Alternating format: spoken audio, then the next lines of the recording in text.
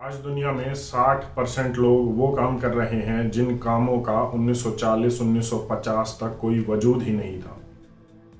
समय बदला, काम बदले और लोग इन कामों में शामिल हो गए। लेकिन ऐसा ही कुछ बदलाव अब आगे आने वाला है और उसका खतरा इससे कहीं ज़्यादा बड़ा है। आज तक के न्यूज़ चैनल पर सुधीर चौधरी ने एक आर्टिफिशियल इंटेलिजेंस बेस्ड एक वर्चुअल एंकर से खबरें पढ़वाई। हरियाणा की एक कोर्ट ने, एक जज ने आर्टिफिशियल इंटेलिजेंस के सॉफ्टवेयर से कंसल्टेशन मांगी जब वो एक सुनवाई कर रहे थे केस की। यही नहीं, ऐसे बहुत से उदाहरण हैं जो आपको आज मिल जाएंगे आर्टिफिशियल इंटेलिजेंस के कामों के। गूगल का आर्टिफिशियल इंटेलिजेंस का सॉफ्टवेयर आज लोगों को जीन थेरेपी देने के लिए मरीजों को इंजेक्शन लगाने की तैयारी कर रहा है और ऐसे अनगिनत उदाहरण हैं। ये आने वाले समय में नौकरियों को किस हद तक खा जाएंगे आप अंदाज़ा भी नहीं लगा सकते। मैंने काफ़ी पहले इस पर बात की थी और लगातार इस पर बात करता रहा हूँ, लेकिन हम कभी भी वो बात नहीं मानते जब उसकी चर्चा समाज में चल रही हो, जब तक कोई ना कोई अंग्रेज या कोई यूरोपियन कंट्री उसके बारे में ना कह दे। और अब ऐसी ही कुछ बड़ी स्टेटमेंट बाहर आई है। इन्वेस्टमेंट बैंक गोल्डमैन सैशे की एक रिपोर्ट में कहा गया है कि आर्टिफिशियल इंटेलिजेंस आने वाले समय में दुनिया से 300 करोड़ नौकरियों का सफाया कर देगा। इस रिपोर्ट में दावा किया गया है कि आर्टिफिशियल इंटेलिजेंस के रोबोट्स और इनके सॉफ्टवेयर सिस्टम्स एडमिनिस्ट्रेटिव वर्क्स में, मतलब प्रशासनिक कामों में 46% तक अपनी भागीदारी देंगे। 46% नौकरियों को वो खा जाएंगे। यही नहीं, इन्होंने ये भी बताया है कि वो जुडिशियल सिस्टम में, हमारी न्यायपालिका में, मतलब वकीलों की, जजों की, क्लरिकल जो नौकरियां हैं उसमें 44% तक कामों को अपने हाथों में ले लेंगे। उनसे, सॉफ्टवेयर से, उन रोबोट से ये काम किए जाएंगे। मतलब न्यायपालिका में 44% नौकरियों को ये खा जाएंगे। यही नहीं, इसके अलावा भी जितने भी आप काम गिनवा सकते हैं उनमें फिजिकल वर्क हो या एनालिटिकल वर्क हो, उन सब में आर्टिफिशियल इंटेलिजेंस के रोबोट आने वाले समय में अपना कब्जा कर लेंगे। रिपोर्ट में ऐसा भी दावा किया गया है कि जहां 1980 में जो टेक्नोलॉजी आई, उस टेक्नोलॉजी से कुछ कामों में लोगों की नौकरियां बढ़ी, लेकिन बहुत सारे ऐसे काम थे जिन्होंने अपना वजूद खो दिया और लोगों की नौकरियां बड़े स्तर पर गई। लेकिन कभी भी आपको ये पढ़ने को, देखने को नहीं मिलेगा कि 1980 की टेक्नोलॉजी के बाद कहीं पर भी नौकरियां गई हो। लेकिन ये अधूरा सच है जो आपसे छुपाया जाता है। यही नहीं, मैं आपको बता दूं कि इटली पहला ऐसा देश बन गया है पूरी दुनिया में जिसने चैट जीपीटी को बैन कर दिया है और हवाला ये दिया है कि उसने उसके यूजर्स का डेटा को लीक किया है। लेकिन जो अब बड़ी चीज बाहर निकल कर आ रही है वो ये कि पूरी दुनिया के सबसे अमीर व्यक्ति और चर्चित व्यक्ति, ट्विटर के मालिक इलॉन मस्क ने यह कहा है कि चैट जीपीटी की जो लेटेस्ट वर्जन है, जो अपडेटेड वर्जन है और आर्टिफिशियल इंटेलिजेंस के इन सॉफ्टवेयर्स पर हमें लगाम लगानी होगी कम से कम 6 महीने के लिए। हमें लिमिट तय करनी होगी कि आर्टिफिशियल इंटेलिजेंस किस हद तक हमारे घरों में, हमारे कामों में, हमारी जिंदगी में घुसेगा। अगर हमने ये लिमिट तय नहीं की तो ये समाज के लिए सबसे बड़ा खतरा होगा, मानवता के लिए सबसे बड़ा खतरा होगा। मैं लगातार इस पर बात करता आया हूँ कि अब जो बदलाव, जैसा मैंने बताया कि 60% लोग वो काम कर रहे हैं जिनका 1940-1950 तक कोई वजूद नहीं था।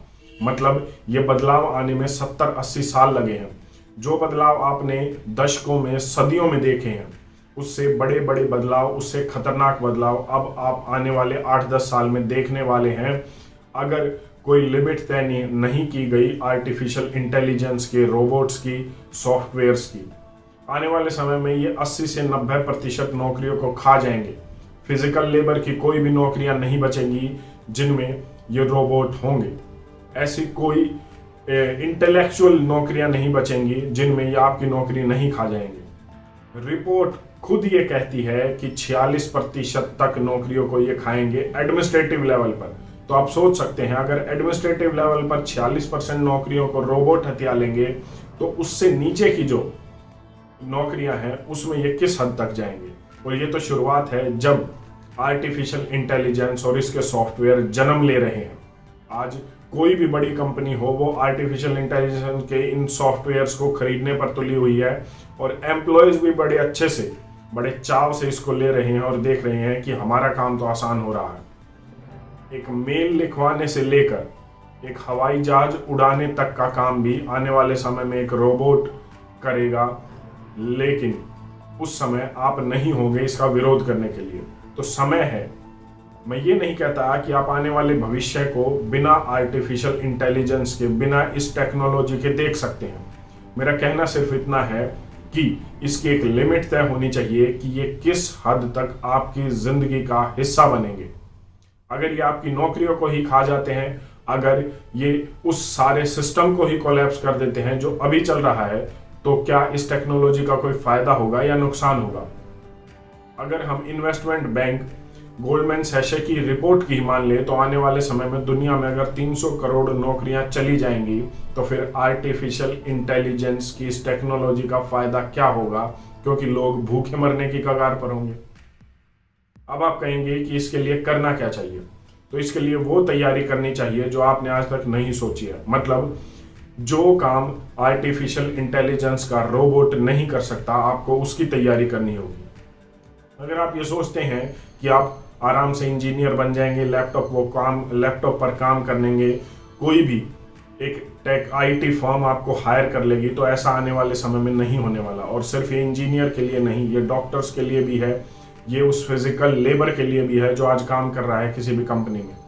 आज हर एक कंपनियों में ले ऑफ किए जा रहे हैं। अमेजोन नौकरी से निकाल रहा है, एसेंचर ने 19,000 से ज्यादा एम्प्लॉयज को नौकरी से निकाल दिया है, और सारे बड़े स्टार्टअप्स आज लोगों को नौकरियों से निकाल रहे हैं और हवाला दिया जा रहा है कि मंदी आएगी। लेकिन क्या मंदी जाने के बाद इन लोगों को दोबारा से नौकरी पर रखा जाएगा? कोरोना आया, कोरोना के आने के बाद नौकरियां गई, और क्या अब उन लोगों को दोबारा नौकरी पर रखा गया? नहीं। ऐसा इसलिए क्योंकि उनकी जगह रोबोट्स ने ले ली बड़ी बड़ी कंपनियों में।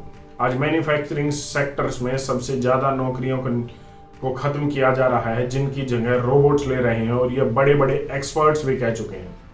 इलॉन मस्क और आर्टिफिशियल इंटेलिजेंस के एक्सपर्ट ने अभी खुलेआम ये कह दिया है, एक ओपन लेटर में ये कह दिया है कि समाज के लिए एक बड़ा खतरा है अगर इस आर्टिफिशियल इंटेलिजेंस के रोबोट्स की लिमिट तय नहीं की गई और इनके वर्जन को अभी 6 महीने रोक कर इस पर विचार नहीं किया गया कि इनकी लिमिट क्या हो। तो मुझे लगता है कि आपको भी तैयारी कर लेनी चाहिए। अगर आप कहते हैं कि किस तरीके की, अगर आप एज ए करियर भी चूज करना चाहते हैं कुछ समय के लिए, 15-20 साल के लिए, तो आपको आर्टिफिशियल इंटेलिजेंस और रोबोटिक्स के करियर में एज ए स्टूडेंट जाना ही पड़ेगा। एक नॉर्मल ग्रेजुएशन, एक टेक्निकल बीबीए, एमबीए या कोई भी ऐसी डिग्री आपके काम नहीं आने वाली है। अगर आप बात करते हैं कि कोई और नौकरी करने की जिसमें कोई भी एनालिटिकल स्किल नहीं है, सिर्फ और सिर्फ क्लरिकल जॉब है, तो आप अगर उसे ना करें तो ही बेहतर होगा, क्योंकि वो नौकरी अब आने वाले समय में नहीं रहेंगी।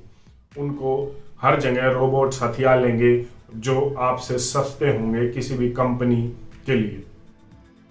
अगर आप जाना ही चाहते हैं तो किसी भी एनालिटिकल जॉब की तरफ जाइए। और सबसे अच्छी बात है अगर आप अपनी कोई शुरुआत कर सकते हैं बिजनेस की या स्टार्टअप्स की, क्योंकि हो सकता है अगर आप ऐसा करेंगे तो आप ही किसी रोबोट से काम ले और रोबोट आपकी जगह काम नहीं आएगा। मतलब अगर आप कोई ऐसा स्टार्टअप करते हैं, कोई कंपनी खोलते हैं या कोई भी अपना छोटा ही काम करते हैं, नौकरी लेने की बजाय आप नौकरी दीजिए, तो हो सकता है आपका जो है सर्वाइवल ऑफ द फिटेस्ट में नाम आ जाए, उस लिस्ट में आप बचे रहें, आने वाली परेशानियों से आप बचे रहें। कंट्रोल करने के लिए, जनता को कंट्रोल करने के लिए हमेशा पॉलिटिशियंस की जरूरत रहेगी, और अगर आप चाहते हैं तो नेता भी बन सकते हैं आने वाले समय में, क्योंकि आर्टिफिशियल इंटेलिजेंस कितना ही बढ़ जाए आगे, नेता तो हर एक देश में मिलेंगे कंट्रोल करने के लिए जनता को और उन पर गुलामी बनाए रखने के लिए। ये मैंने कुछ बातें की हैं, कुछ चीजें सुझाव दिए हैं अपनी तरफ से। अगर आपके पास भी कोई सुझाव हो तो आप भी दे सकते हैं, लेकिन इतना जरूर है कि आने वाला समय इतना आसान नहीं है सर्वाइवल के लिए, तो आपको इसकी तैयारी अभी से कर लेनी चाहिए, क्योंकि खतरा बड़ा है तो तैयारी भी मजबूत होनी चाहिए। आपकी इस पर अपनी क्या राय है कमेंट करके जरूर बताएं। धन्यवाद। जय हिंद।